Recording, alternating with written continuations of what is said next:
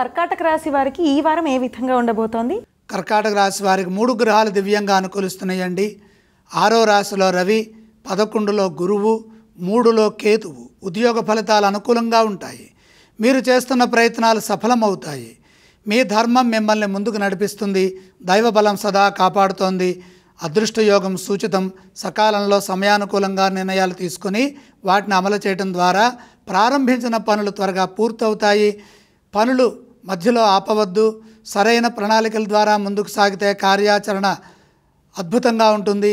అందుకు అనుకూలంగా పనిచేయండి. అవసరమైతే మిత్రుల సూచనలు తీసుకోండి. ధర్మదేవత అనుగ్రహంతో అవరోధాలు తొలగుతాయి. ప్రయాణాల్లో జాగ్రత్తలు అవసరం. ప్రతి విషయాన్ని లోతుగా ఆలోచించవద్దు.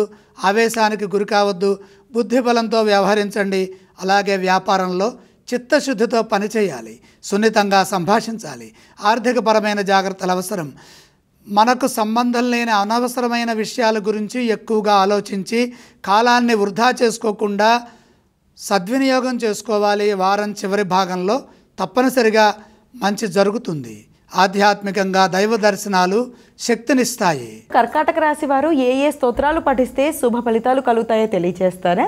కర్కాటక రాశి వారు నవగ్రహ శ్లోకాలు చదువుకోవటం మంచిది. అలాగే ఈ రాశి వారు ఏ ఆలయాలను సందర్శించవచ్చు? నవగ్రహాలని దర్శనం చేసుకోండి. కర్కాటక రాశి వారు ఏవేవి దానం చేయాలి? నవధాన్యం నవగ్రహాల దగ్గర ఉంచి నమస్కారం చేయండి.